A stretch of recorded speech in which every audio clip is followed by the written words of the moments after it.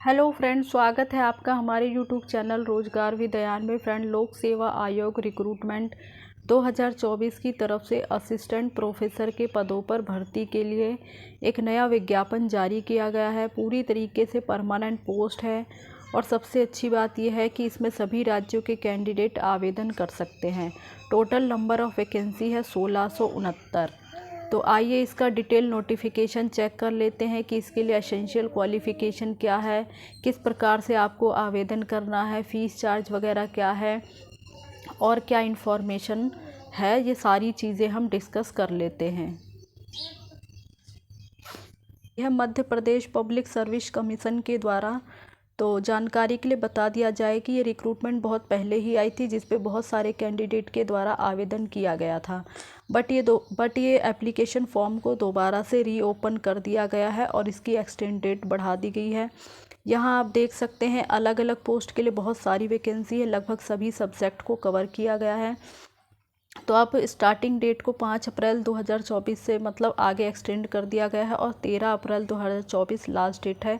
तब तक आप इन पोस्ट पर आवेदन कर सकते हैं। और आगे देख सकते हैं आप बहुत सारी पोस्ट के लिए एप्लीकेशन है। सहायक प्राध्यापक जीव रसायन, पर्यावरण विज्ञान, सहायक अध्यापक भूगोल, तो बहुत सारी पोस्ट के लिए यहाँ आप देख सकते हैं एप्लीकेशन फॉर्म वगैरह जो है, यहाँ से आपको सारी डिटेल मिल जाएगी।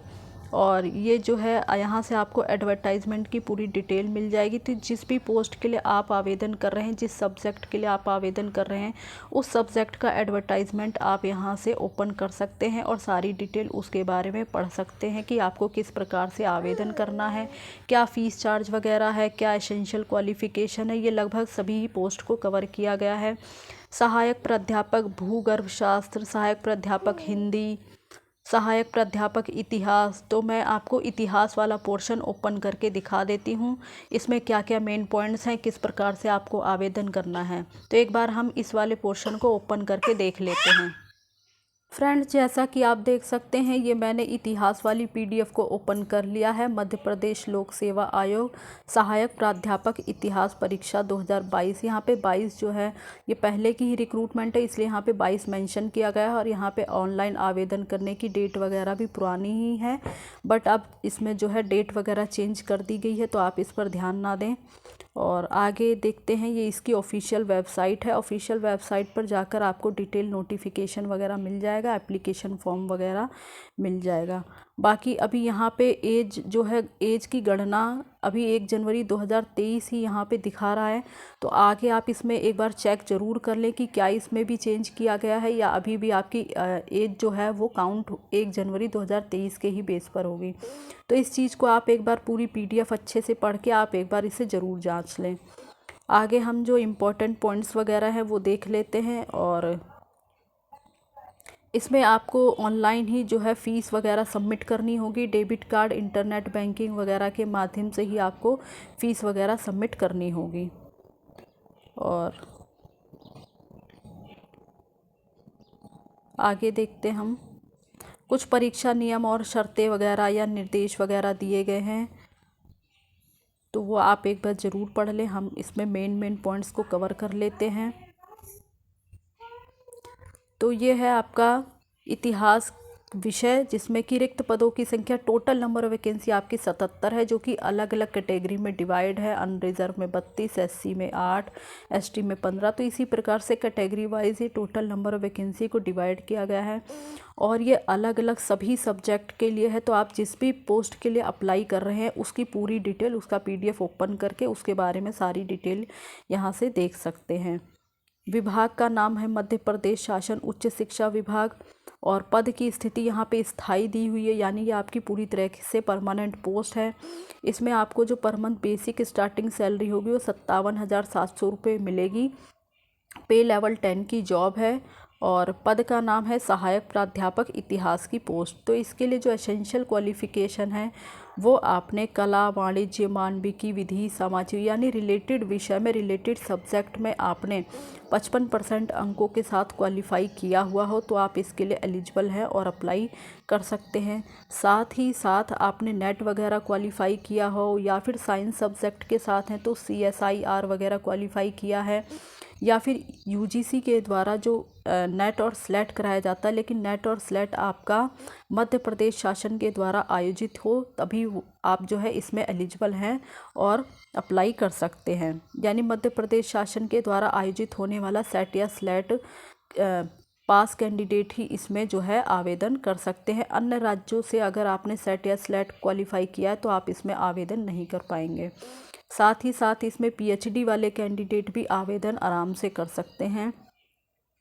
तो ये सारी जो है एसेंशियल क्वालिफ़िकेशन थी जो कि अलग अलग पोस्ट के लिए उसमें डिस्क्रिप्शन में दिया गया है। तो आप जो है पूरी डिटेल, पूरी पीडीएफ अच्छे से पढ़ लें अलग अलग सब्जेक्ट के लिए और तभी आप आवेदन करें। बाकी ये सारी जो है नेट स्लेट की परीक्षा से रिलेटेड सारे विषय दिए गए हैं, तो इसे आप एक बार चेक कर लें। और आगे देख लेते हैं हम एज वगैरह। तो इसमें जो आपकी मिनिमम एज है वो 21 साल है, मैक्सिमम एज आपकी 40 साल है। और बाकी यहाँ पे एज वगैरह अभी गणना जो है 1 जनवरी 2023 के बेस पर ही शो हो रहा है। आगे आप पीडीएफ में देख ले कि क्या इसमें कुछ चेंज किया गया है। और बाकी गवर्नमेंट ऑफ रूल्स के अकॉर्डिंग, जो मध्य प्रदेश शासन के अकॉर्डिंग जो रूल्स है उसके अकॉर्डिंग पर कैंडिडेट को कैटेगरी वाइज इसमें जो है रिलैक्सेशन वगैरह दिया जाएगा। और एक चीज़ इसमें और मेंशन की गई है, तो इसमें बाहरी राज्यों के कैंडिडेट आवेदन कर सकते हैं, बट जो मध्य प्रदेश के बाहर के कैंडिडेट हैं, अनुसूचित जाति, अनुसूचित जनजाति या अन्य पिछड़ा वर्ग, चाहे वो किसी भी वर्ग के कैंडिडेट हों, वो अनरिजर्व में ही काउंट होंगे। यानी उन्हें अपना फॉर्म अनरिजर्व कैटेगरी से ही भरना होगा। तो वो फॉर्म अप्लाई कर सकते हैं, कोई रिस्ट्रिक्शन नहीं है, बट उन्हें अपना जो अनरिजर्व कैटेगरी में ही उन्हें अपना फॉर्म फिलअप करना होगा। ये सारी जो है यहाँ पे कंडीशन दी गई है। रिटायरमेंट की एज आपकी 65 ईयर है। और आगे देख लेते हैं। बाकी ये जो है परीक्षा यानी एग्ज़ाम सेंटर वगैरह दिए गए हैं, तो आपके जो एग्ज़ाम सेंटर वो कहाँ कहाँ पड़ेंगे उसकी सारी डिटेल यहाँ पे दी गई है। और आवेदन प्रक्रिया के बारे में बताया गया है, किस प्रकार से आपको आवेदन करना है। ऑनलाइन वगैरह के माध्यम से ही आपको आवेदन करना है और ऑनलाइन ही आपको फ़ीस वगैरह भी सबमिट करनी है। जो भी कैंडिडेट आवेदन कर रहे हैं अपना कॉन्टैक्ट नंबर, ईमेल आईडी वगैरह अच्छे से भरें, ताकि कोई भी इन्फॉर्मेशन हो वो आपके पास समय से पहुंच सके। कोई भी इन्फॉर्मेशन गलत ना भरें और एडवर्टाइजमेंट को अच्छे से पढ़ लें, क्या क्या इसमें डिटेल दी गई है, क्या चेंजेस किया गया है, उसको अच्छे से पढ़कर उसके बाद ही अप्लाई करें। बाकी आगे देख लेते हैं। उच्चतर आयु सीमा में छूट वगैरह मिलेगी, तो जो भी रूल्स के अकॉर्डिंग दी जाती है छूट वगैरह, वो आपको जो भी मध्य प्रदेश शासन के रूल्स के अकॉर्डिंग, गवर्नमेंट ऑफ इंडिया के रूल्स है उसके अकॉर्डिंग आपको एज रिलैक्सेशन वगैरह यहाँ पे दिया जाएगा, यहाँ मेंशन कर दिया गया है। तो ये सारी डिटेल आप अच्छे से पढ़ लें। और आगे देख लेते हैं हम।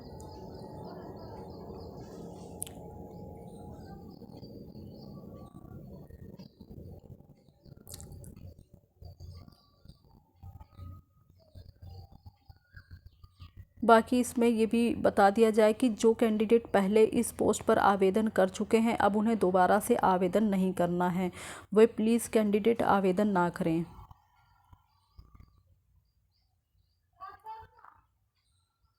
दी गई है, तो आप जो है अच्छे से सारी डिटेल भरिए। और जो फ़ीस वगैरह है वो आपको रिफ़ंडेबल नहीं होगी। एडमिट कार्ड वगैरह सब आपको ऑफिशियल वेबसाइट पर ही अपडेट होगी, तो यहाँ से ही आप प्रिंट आउट वगैरह एडमिट कार्ड का ले सकेंगे। पर्सनली किसी भी कैंडिडेट को एडमिट कार्ड वगैरह नहीं भेजा जाएगा। जिस भी कैटेगरी से आप अप्लाई कर रहे हैं उसका सर्टिफिकेट वगैरह आपके पास होना चाहिए। और बात कर लेते हैं आवेदन और परीक्षा शुल्क की। तो यहाँ पर जो परीक्षा शुल्क वगैरह है वो मध्य प्रदेश के मूल निवासी, अनुसूचित जाति और अनुसूचित जनजाति, अन्य पिछड़ा वर्ग और अन्य दिव्यांगजन श्रेणियों के लिए जो परीक्षा शुल्क है वो 250 रुपये है।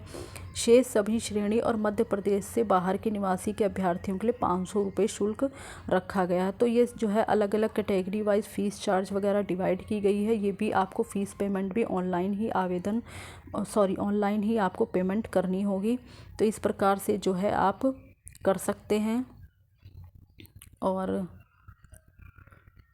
ये आपको किस प्रकार से फ़ीस वगैरह पेमेंट करनी है उसका पूरा प्रोसीजर यहाँ पे बताया गया है, तो आप इस प्रोसीजर को पढ़ लें, उसके बाद ही फ़ीस वगैरह की पेमेंट करें। और अप्लाई किस प्रकार से करना है उसकी भी सारी डिटेल यहाँ पे दी गई है। अगर आपकी कोई क्वेरी है तो यहाँ पे हेल्पलाइन नंबर भी दिया गया है, तो आप यहाँ से जो है कांटेक्ट करके अपनी क्वेरी पूछ सकते हैं। और क्या क्या आपको प्रूफ वगैरह लगाना है, कौन कौन से जो है डॉक्यूमेंट सर्टिफिकेट वगैरह अपलोड करने हैं, उसके बारे में भी सारी डिटेल यहाँ पे दी गई है। तो आप सारी डिटेल अच्छे से पढ़ लें। बाकी आगे देख लेते हैं। और आपको परीक्षा हॉल में जाने से पहले कौन कौन सी चीज़ें अपने साथ लेके जानी है, तो ये सारी चीज़ें जो है आप पढ़ लें। और यहाँ पे मेंशन कर दिया गया है आपको 2 काले बॉल पॉइंट पेन वगैरह लेके जाने हैं। और क्या क्या चीज़ें नहीं लेकर जानी वो भी यहाँ पे मेंशन की गई है।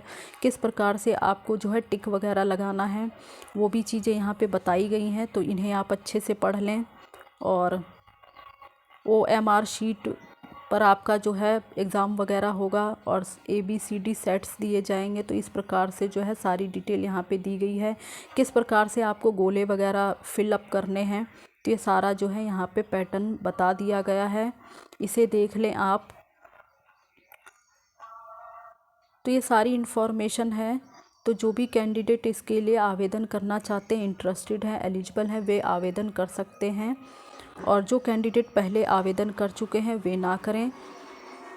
बाकी ये सारी इन्फॉर्मेशन थी, इसके बारे में जो मेन पॉइंट्स थे वो हमने सारे कवर कर लिए हैं। तो जो भी कैंडिडेट इंटरेस्टेड हैं वे आवेदन कर सकते हैं। और मैंने इस वीडियो में लगभग आपको सारी जानकारी अवेलेबल कर दी है। बाकी फिर भी आप एक बार इसका डिटेल एडवर्टाइजमेंट पढ़ लें रिलेटेड सब्जेक्ट से। जिस सब्जेक्ट के लिए आप अप्लाई करना चाहते हैं उसके बारे में सारी डिटेल पढ़ लें और उसके बाद ही अप्लाई करें। और इसी प्रकार की ऑल इंडिया रिक्रूटमेंट की जानकारी पाने के लिए आप हमारे चैनल को सब्सक्राइब कर लें। फ्रेंड्स, एक चीज़ और, ये नोटिफिकेशन आपको कहाँ मिलेगा वो भी हम देख लेते हैं। फ्रेंड्स, नोटिफिकेशन देखने के लिए आपको सबसे पहले इसकी ऑफिशियल वेबसाइट पर आना होगा। ऑफिशियल वेबसाइट पर आपको जो है एकदम फ्रंट पे ही आप ये नोटिफिकेशन का ऑप्शन देख रहे हैं और ये व्यू ऑल का, आप यहाँ व्यू ऑल के आगे ही आपको स्क्रॉल होता हुआ नज़र आ जाएगा।